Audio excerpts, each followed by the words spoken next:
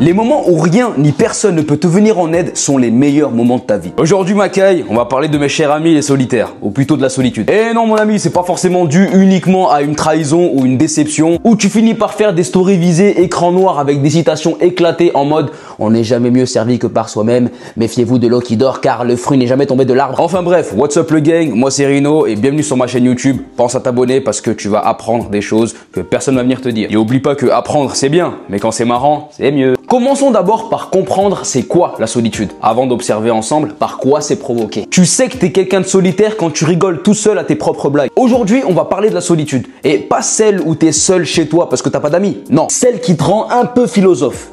Un peu fou, mais stylé. Qu'est-ce que la solitude? Pourquoi on la vit? Les bons et les mauvais côtés? Et surtout, comment la gérer sans finir à parler tout seul avec les murs? Alors, la solitude, simplement, c'est l'état d'être seul, physiquement ou mentalement. C'est aussi un sentiment et très souvent indépendant du fait d'être entouré par des gens ou pas. Tu t'es jamais senti seul dans une soirée alors que tu es entouré de 30 personnes?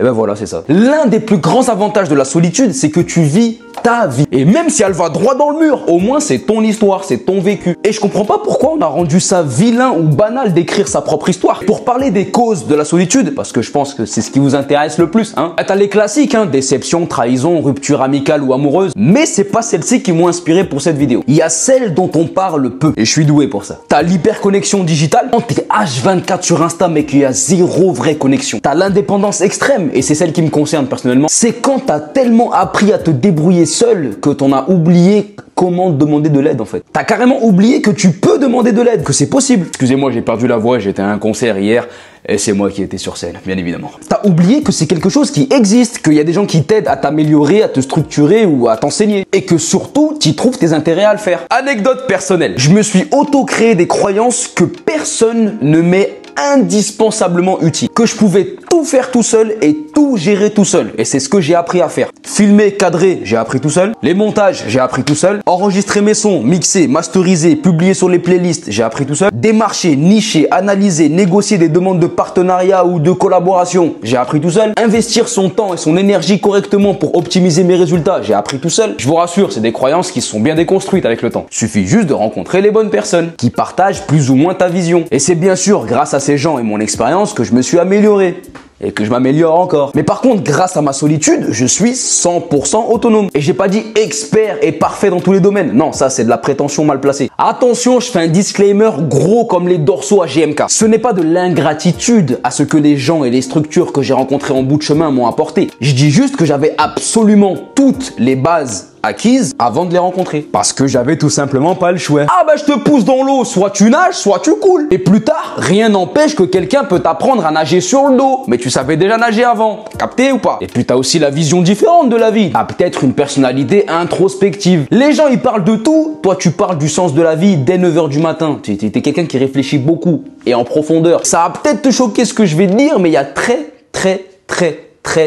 peu de personnes qui réfléchissent comme ça. Et t'as le burn-out social, ça on connaît. T'aimes les gens, attention, tu détestes pas la population. Mais après une bonne journée avec eux, t'as besoin de 3 jours d'isolement. T'as eu ta dose de sociabilité, c'est bon. Et tu peux plus te voir un être vivant qui sait produire du son avec sa bouche. Maintenant, on passe aux avantages de la solitude. En 1, t'as la clarté mentale. Ça c'est pépite. Moins de bruit, plus de réflexions profondes, un meilleur bien-être. T'as bien évidemment aussi une créativité boostée. J'ai même envie de dire cheatée.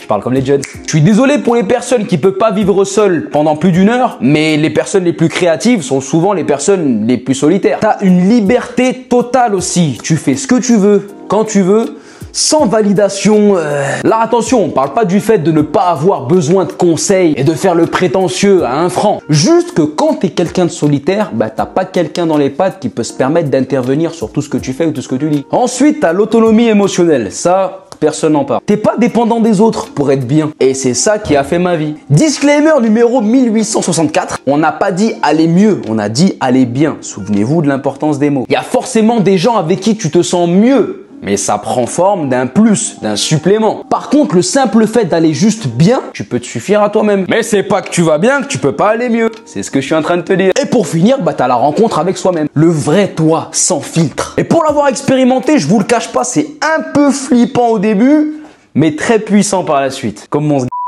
Je sais pas si je le garde. Une fois que t'as capté qui t'es vraiment, ah la vie c'est génial.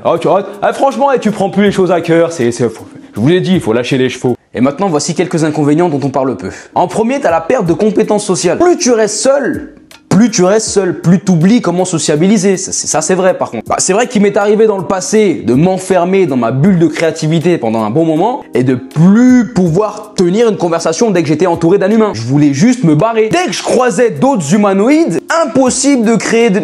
Après, heureusement que je suis social, moi j'ai des facilités, tu vois ce que je veux dire, mais c'est pas le cas de tout le monde. T'as ensuite ce que j'appelle l'illusion de la supériorité. T'es tellement convaincu que t'as pas besoin des autres, alors que c'est souvent une carapace en fait. T'as le risque de rumination. Alors non, c'est pas ruminer comme les vaches là, comme ta grand-mère. C'est quand tu restes trop longtemps seul, d'un coup tu penses trop. En plus des pensées sans filtrer, tu te mets à cogiter sans limite. Ça, niveau santé mentale, c'est pas bon, pas le meilleur truc que tu puisses... ouais. T'as l'isolement émotionnel aussi. Personne avec qui partager tes hauts et tes bas. Et je parle pas des vêtements cette fois-ci. Arrête, allez, enlève ta main de ta poche là, allez. Tu risques aussi une routine dangereuse. Bon après, c'est pas le plus dangereux de la liste. En fait, tu peux vite glisser dans une zone de confort et taper un plafond de verre sur tes résultats ou tes objectifs. Et maintenant, comment vivre sa solitude, hein? C'est la question que tu dois te poser. Est-ce que je suis bizarre? Est-ce que je suis normal? Est-ce que je fais bien d'être seul? Est-ce que je fais bien de me sentir seul? Est-ce que c'est bien de se sentir seul? C'est bien, oui. La solitude, quand c'est bien compris et que c'est bien dosé, c'est un cadeau inestimable. Rien que le tout simple fait de se faire rire soi-même. Si tu peux te faire marrer, t'as gagné déjà un bon ami pour la vie. Tu peux créer des choses. Écris, filme, dessine. Transforme ta solitude en créativité. C'est super important. Faut convertir les choses. Le cerveau, il ne sait pas supprimer un truc. Il peut que le remplacer. Ou bien connecte-toi autrement. Toi, des podcasts, les vidéos de Rino l'Unique, incroyable, des forums, des livres, une communauté bienveillante. Ou bien redécouvre la solitude active. Marche, fais du sport. La passion, les voyages en solo, ou bien juste savourer un bon petit café tout seul, mais heureux. Enfin bref, pour résumer, la solitude, c'est pas une malédiction, c'est une opportunité de mieux te connaître, de te renforcer et surtout d'apprendre à kiffer ta propre compagnie. Attends, on commence par ça, non? Et si tu vis la solitude comme moi, écris-le moi en commentaire, j'y répondrai, promis. Juste pour qu'au moins on soit seul mais à deux, hein. Et moi je vous dis à la semaine prochaine sur la chaîne pour une autre vidéo. C'était Rino, sur la chaîne du même nom. Salut!